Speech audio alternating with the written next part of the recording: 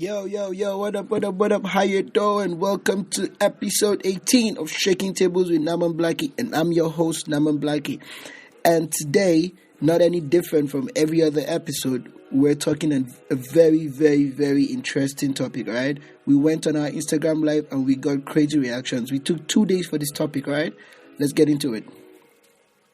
Genotype, okay? We're talking genotype.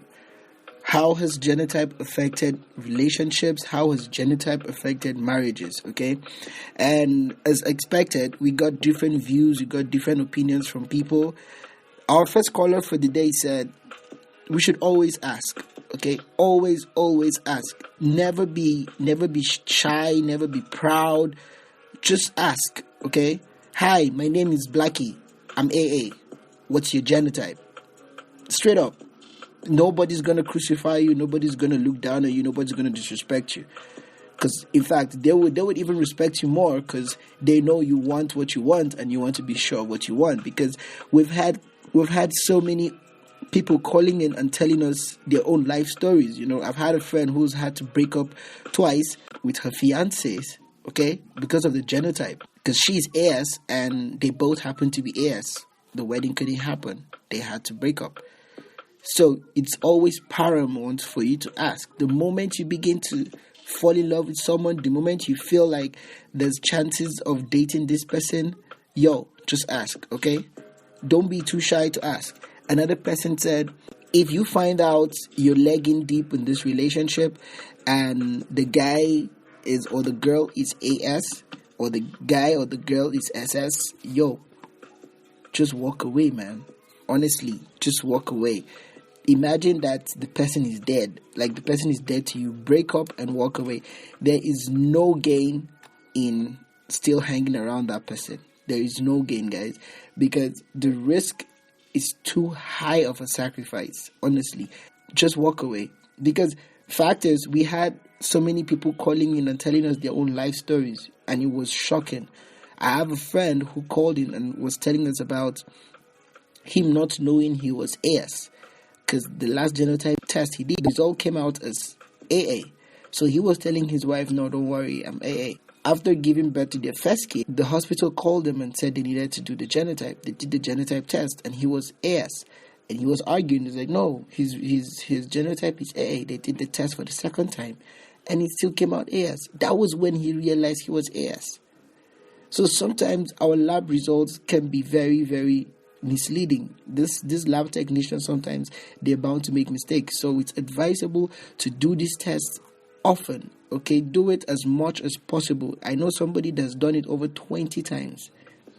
She has done it over 20 times. Okay, so don't hesitate to do this test. You need to do this test. You need to find out your genotype. You need to know what your genotype is. This is the 21st century, guys. You need to find out what genotype you're in. Jeez. We're no longer in the 90s where our parents didn't even know what genotype is. There's a friend who called in and was saying his parents gave birth to 7 kids and both of his parents are AS. But fortunately for them, 4 kids out of the 7 are AA, 3 are AS. None of them is SS. That was the luck the parents had. Of which I want to feel because they didn't know. God didn't want to put them in a situation that they didn't know. Okay? So don't take that chances, guys. It's not going to cost you a leg to get this test done. Honestly. Once you're tilting towards a girl, once you're tilting towards a guy, once you're falling in love with a guy, please do yourself a favor and check.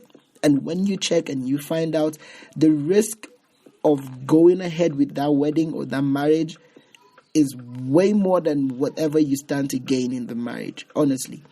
Another person said, never take your chances for granted, okay? Some people would say, there's possibility that we'll get back to AA and AS, so let's give it a try. Hell no, guys, no. Don't even try it. Some people take the risk and they come out successful. Some people will and they won't come out successful. Someone was telling us a story about a family who they were both AS. People insisted on them not getting married. They got married. They gave birth to 3 kids, all SS. And up until all these 3 kids graduated from the university. Funny enough, the kids didn't even school in Nigeria, they schooled abroad. After paying all this huge amount of fees, all the 3 kids died. Now the parents are childless. And from what the person was telling us, up until the death of the last child, she was cursing the parents. Because she felt the parents did her bad by giving birth to her as an SS to go through all this pain. Knowing that one day you're going to die. See, the mental idea that one day you will die is enough to mess you up. It's enough to mess you up as a carrier or as a warrior, because that's what they call themselves. They like to call themselves warriors and not carriers. Another person said it's just unnecessary risk. It's a high risk, but then it's very unnecessary. Okay, something that you can avoid. If you don't get married to this one person, your life would move on. If you don't get married to this person, your life will move on, guys. So no, it's not about Imbashiba Seridia. Like, if it's not this person, my life is going to stop. No, your life would not stop. Your life will keep moving. Another person said, you just need to let go and start somewhere. Okay? Just let go and start somewhere. Imagine this person is dead to you. Imagine this person doesn't exist anymore. So just so you can move on. Okay? Imagine this person is no longer alive. Just that person is dead to you. And then you move on. Honestly, it's not worth the stress. If you see what the sickle cell guys go through, if you see the pain, the excruciating pain they go through, honestly, you're not going to even wish your enemy was a sickle cell carrier. These guys go through hell of a pain. So please, no. Let's save the world the stress. Let's save the world the medical bills. Let's save the world the permutations, the luck. Don't even try God. Some people were saying the other day. Some people were saying, what about if they bring religion? Don't even try God. Okay, no. That's why God created other people. Don't try him. Don't say, no, because I'm a believer, I'll go ahead and get married to this sickle cell guy or the sickle cell lady. And then we believe that God will give us heirs. No. Don't do that. Don't try God. Of course, he said in his word, believe in me, have faith in me, but don't try him.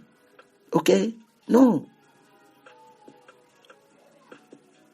Please don't. Okay? It's not healthy. It is not healthy. You're just being selfish, because when you give birth to this child comes to this world, this child will live in misery. This child will live in pain. You will regret giving birth to that child. As a parent, you will regret giving birth to that child. So please, guys, hell no. I lost my first love to sickle cell. I know how hurting that is. It's not even that worse, that is. It still hurts me up till today. So please don't. Okay, guys, don't. It's not worth it. Alright? So tell me what you feel in the